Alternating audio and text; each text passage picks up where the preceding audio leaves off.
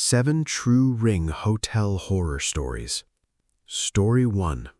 The Night Manager. I worked the front desk at a roadside motel for exactly 4 months before I put in my 2 weeks' notice. People ask me why I left a job that paid better than anything else in town, and I never give them the real answer. I just say I found something better. The truth is, I haven't been able to sleep with my door unlocked since that October.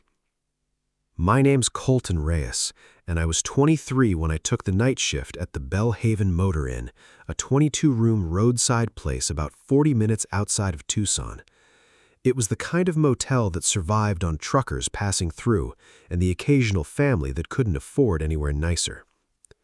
The owner, an older man named Pruitt, hired me because I was the only applicant willing to work 11 at night until 7 in the morning. The motel had a system most people don't know about. Every room had an old-fashioned doorbell button next to the frame, a leftover from when the place used to be a bed and breakfast decades earlier. Guests almost never used them. Most people just knocked. But the front desk had a panel that would light up and chime softly whenever someone pressed a room's bell, so housekeeping would know who needed extra towels or ice. For the first month, nothing strange happened. I'd sit behind the desk, reading or scrolling on my phone, checking in the occasional late arrival and watching the highway lights blur past the window. Around 1 in the morning, things would get quiet, and that quiet had its own kind of comfort to it. It started in September. Room 14 had been empty for almost 2 weeks. No reservations, nobody checked in, the key still hanging on its hook behind the desk. And one night, around 2:40 in the morning, the bell panel chimed. The little light for room 14 blinked on. I figured it was a wiring glitch. Old motel, old electronics, that happens. I walked down anyway because Pruitt was strict about checking every alert, said insurance required it. The hallway was empty, lit by a buzzing fluorescent strip that flickered every few seconds. I checked room 14. Housekeeping, check. Anyone in there? No answer. I used my master key, opened the door, and the room was empty. Bed made, nothing out of place. I figured it was just bad wiring and went back to the desk. 3 nights later, it happened again. Same room, same time, almost to the minute. This time, when I walked down the hall, I noticed something different. The air outside room 14 was noticeably colder than the rest of the hallway, like someone had left a window open in January. I checked the room, window shut, heater running fine. I stood in the doorway for a long moment, feeling like I was being watched from somewhere I couldn't see. I mentioned it to Pruitt the next evening before my shift. He went quiet for a second, then told me room 14 used to belong to a long-term guest years before I started, a woman who'd lived there almost 8 months while going through a divorce. She'd passed away in that room. Natural causes, he said, though something in the way he said it made me think there was more to the story he wasn't telling me. After that, I started dreading the bell panel. Every night around 2:30, I'd find myself watching it instead of my phone, waiting. For almost 2 weeks, nothing happened, and I started to relax, telling myself it really had just been a wiring issue that finally got fixed. Then came the night a trucker checked in to room 13, right next door to 14. Around 3 in the morning, he came stumbling into the lobby, pale, asking if anyone else was staying on that side of the building. I told him no, the rooms on either side of him were empty. He said he'd heard someone in 14 dragging furniture across the floor for almost 20 minutes straight, the legs scraping against the tile in a rhythm that didn't sound random. He said it stopped right when he knocked on the shared wall. I checked room 14 with him standing behind me in the hallway. The furniture was exactly where it always was. Bed against the wall, dresser in the corner. Nothing moved. The trucker left before sunrise. He didn't ask for a refund. He just left his key on the nightstand and drove off. That was the last incident for almost 3 weeks. I genuinely thought it was over. Then, on my final week working there, the bell panel chimed at 2:40 in the morning, same as always, except this time every single light on the panel lit up at once, all 22 rooms. The chime didn't stop. It just kept ringing, over and over, filling the empty lobby with this constant electronic shriek that I can still hear if I think about it too long. I unplugged the panel. The chime kept going for another 4 seconds after I pulled the cord from the wall. I quit 2 days later. I never told Pruitt the real reason. I just said I found a job closer to home. I drove past the Bellhaven a couple of months ago. The motel's still open, still has guests. I don't know if anyone's working the night desk now, and I don't know if room 14 is still empty. I never asked. The first thing you should know is that the Winedale Grand doesn't have a 7th floor. Not officially. The elevator panel skips from 6th to 8, which a lot of older hotels do for superstitious reasons. But the stairwell tells a different story, and I learned that the hard way during a work conference that I still can't fully explain.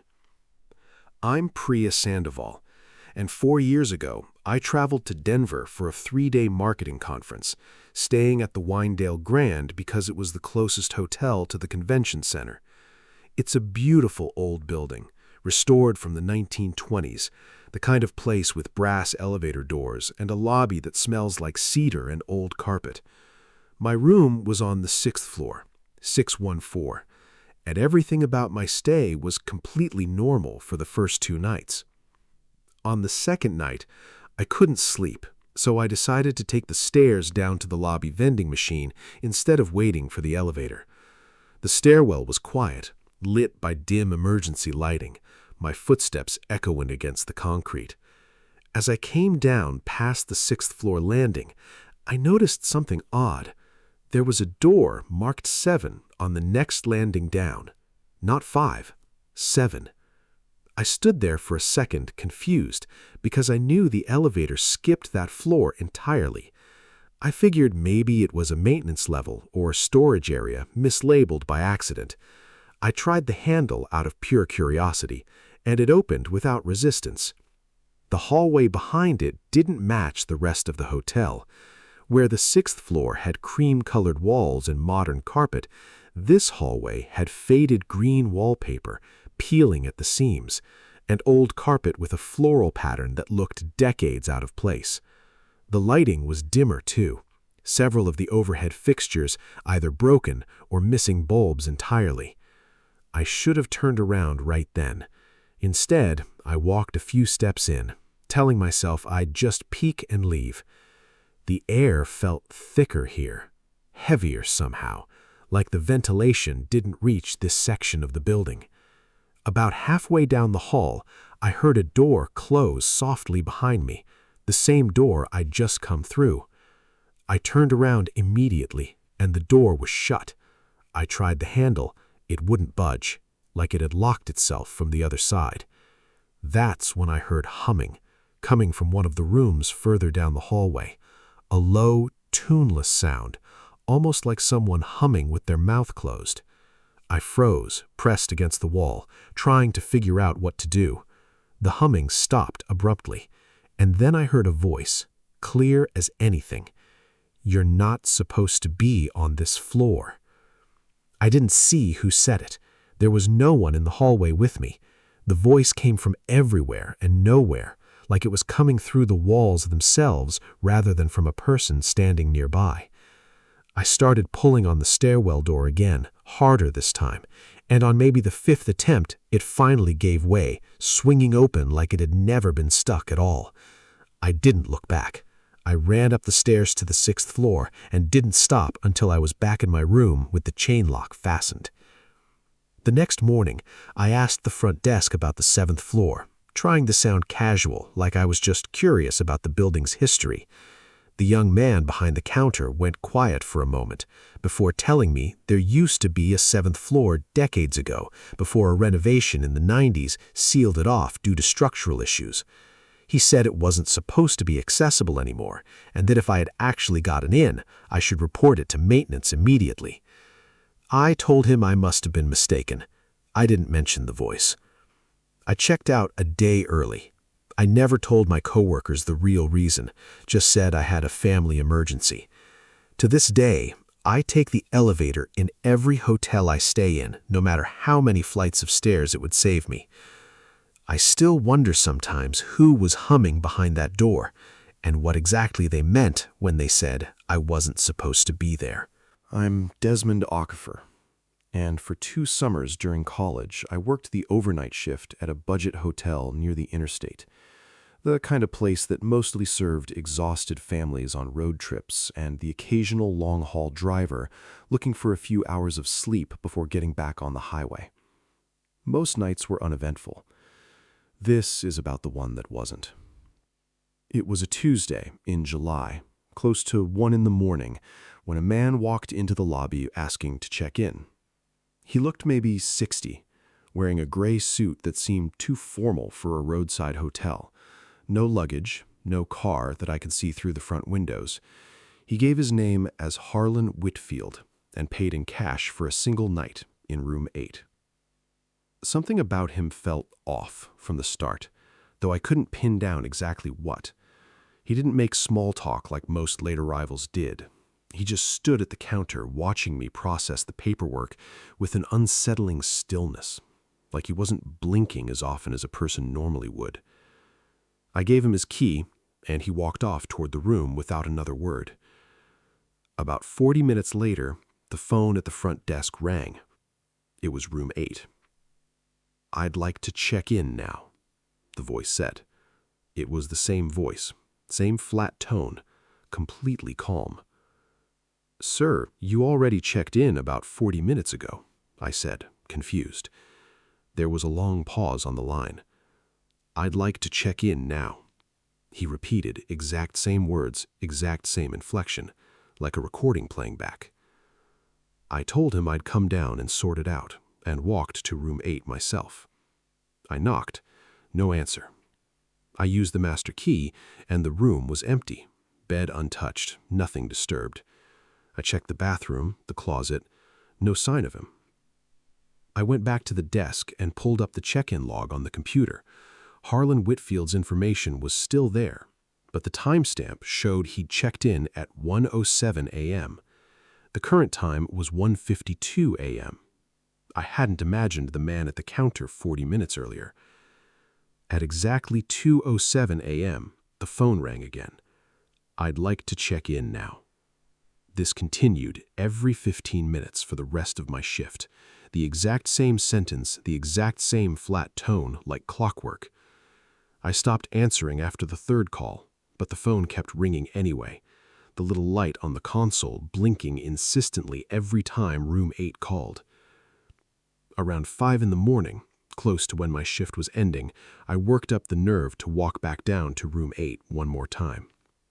The door was slightly open this time, just a crack. I pushed it open the rest of the way. The room was empty again, but the bed had been slept in. Sheets pulled back, a single indentation in the pillow like someone had rested their head there for hours, even though I personally checked the room less than 4 hours earlier and found it untouched. On the nightstand was the room key, placed neatly in the center, even though I never received it back at checkout, and Harlan Whitfield never appeared at the front desk again. I looked him up out of curiosity the next week, searching old newspaper archives for the hotel's town. I found an obituary for Harlan Whitfield, dated almost 11 years before that night. He died of a heart attack in a hotel room 2 towns over, the same week our hotel had first opened. I never found out if it was the same man. I never wanted to find out badly enough to ask anyone who might know more.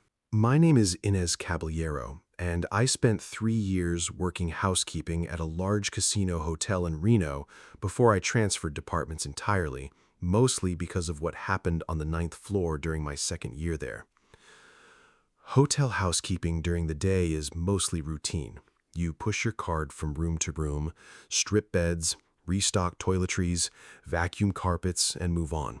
It's repetitive work, but it pays the bills, and most of the time, nothing remarkable happens. The 9th floor was different, though, in a way none of us could quite explain to management without sounding ridiculous.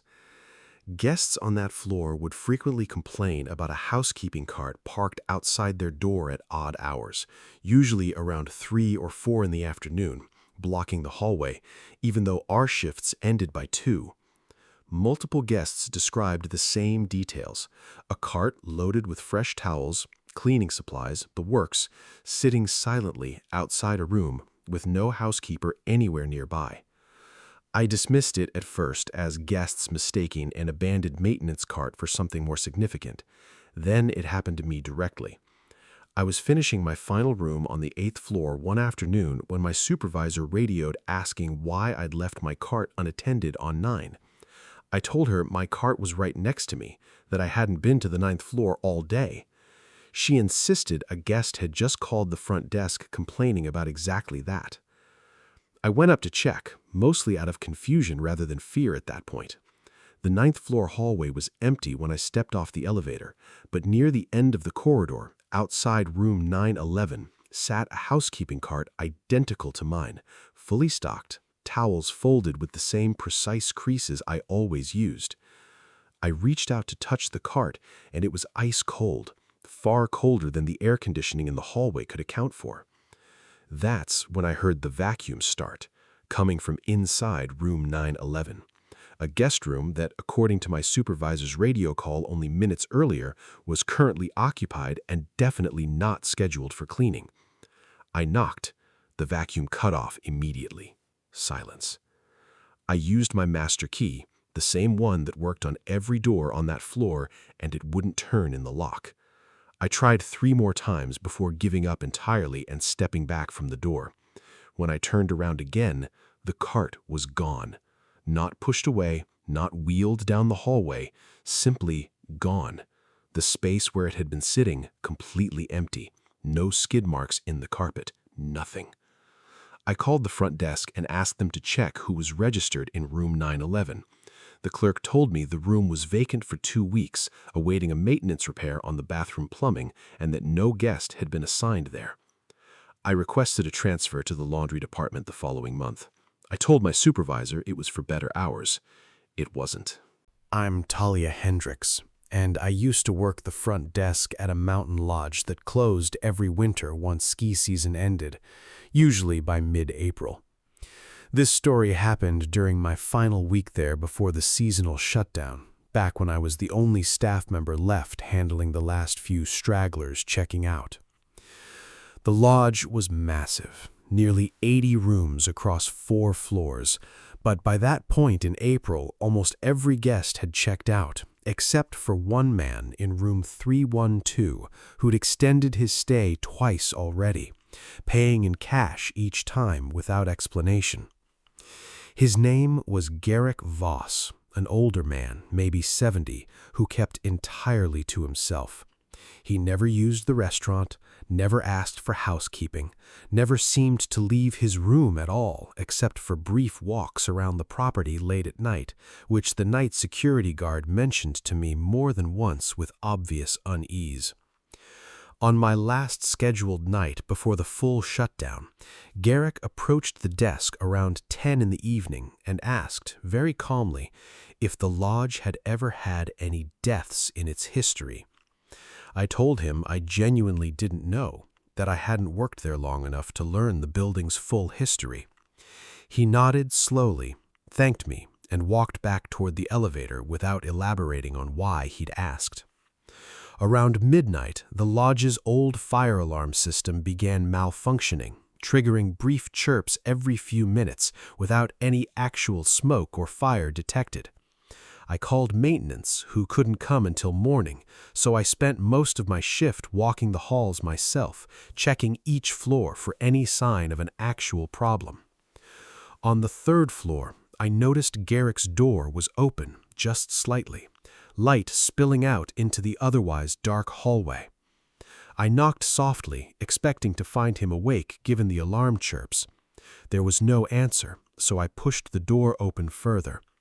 The room was empty, bed neatly made, all his belongings still there, suitcase open on the luggage rack, clothes hung in the closet. But there was no sign of him anywhere. And the bathroom door was closed. I called out his name. Nothing. I checked the bathroom. Empty as well, though the mirror was completely fogged over, as if someone had just finished a hot shower, despite the room showing no other signs of recent use. I left the room and continued my rounds, telling myself he'd probably stepped out for one of his late-night walks. Around 2 in the morning, the lobby phone rang. It was room 312. "Is everything all right down there?"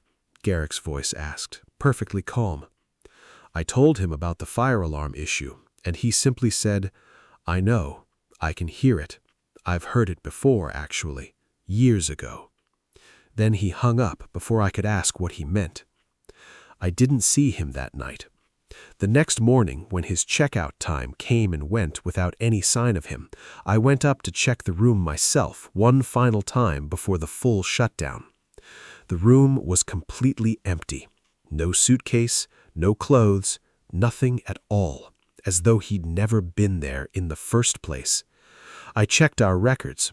According to the system, room 312 had never actually been assigned to a Garrick Voss. There was no reservation under that name anywhere in the database, no payment record, nothing. I asked the longtime maintenance supervisor about it before I left for the season. He went quiet for a long moment before telling me that decades ago, a guest named Garrick Voss had died in that exact room during an avalanche that trapped the lodge for nearly 3 days straight.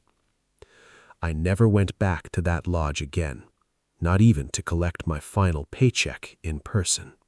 My name is Felix Adeyemi, and I worked nights at an upscale business hotel downtown for almost 2 years, mostly handling overnight room service requests alongside my desk duties since the kitchen ran a skeleton crew after 11. This is about the strangest order I ever took, and the only one I've genuinely refused to think about since. It was a slow Wednesday night in February, close to 3 a.m., when the phone rang from room 519 requesting a simple order: black coffee, dry toast, nothing else. I confirmed the order, prepared it myself since the kitchen staff had already gone home for the night, and brought it up personally. I knocked on the door of 519. No answer, though I could hear the television playing softly inside. I knocked again, identified myself as room service, and after a moment the door opened just a crack. A woman stood there, maybe in her 30s, pale, wearing a hotel robe, her hair damp like she'd just stepped out of the shower. She thanked me quietly, took the tray, and shut the door without further conversation. Nothing unusual about that exchange on its own.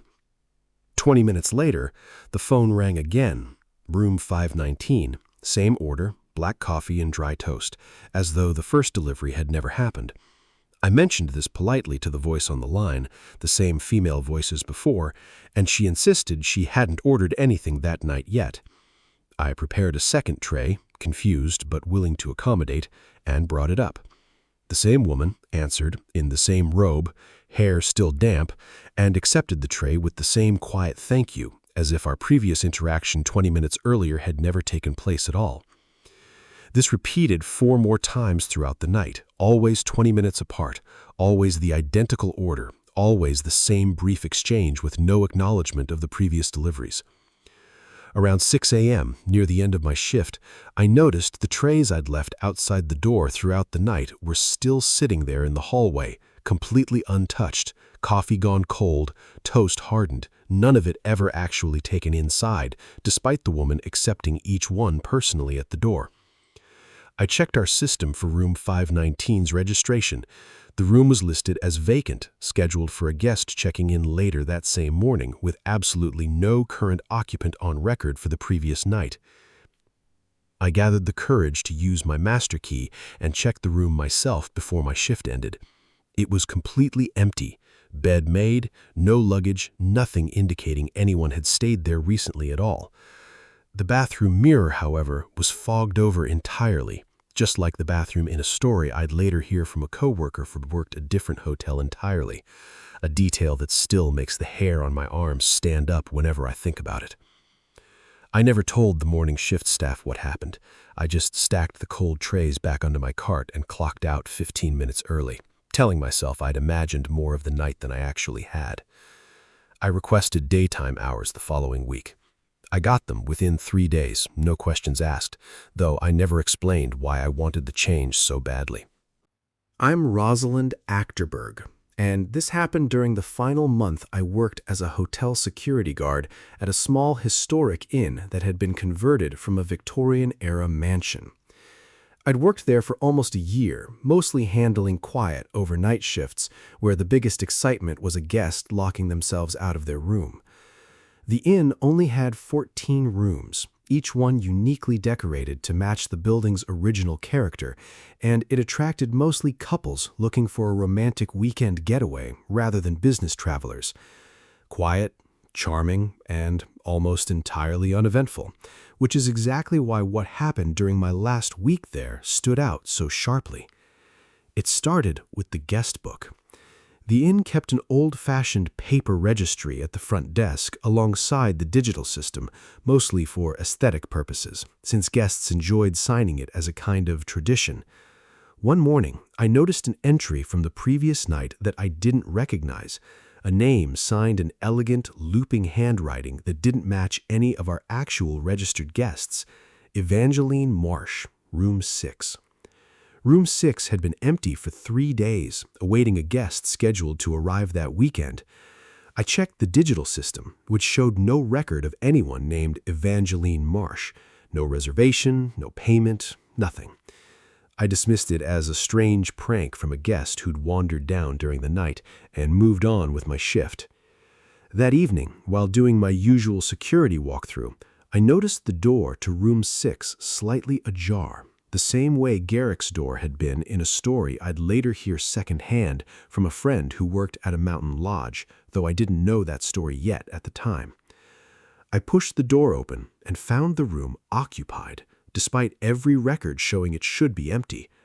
A woman sat in the armchair near the window, wearing an old-fashioned dress that looked more costume than casual wear, staring out at the dark grounds below. "Ma'am, this room isn't available for guests right now. Can I ask how you got in here?" She turned to look at me slowly, and her expression was calm, almost pleasant. "I've stayed here every year since 1987. I always signed the book." I told her I needed to see some identification or a room key, standard procedure, and she simply smiled and said she'd left her key downstairs at the desk, the same desk I'd been sitting at all evening without seeing her pass through even once.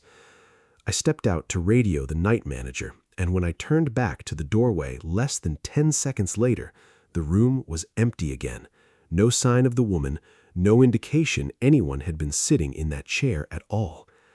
I checked the guest registry going back decades out of pure unsettled curiosity and found Evangeline Marsh's name signed in that exact same handwriting in Room 6 every single year, dated the same week in early autumn, going back as far as our paper records existed.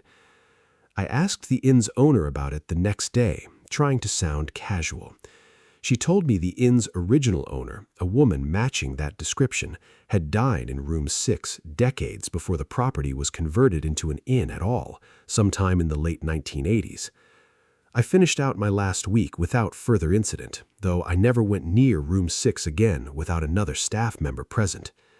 On my final night, before I left for good, I glanced at the guest registry one more time out of habit. There was a new entry, dated for the upcoming autumn, months away, signed in that same elegant, looping handwriting. Evangeline Marsh, Room 6. I never went back to find out if she actually showed up.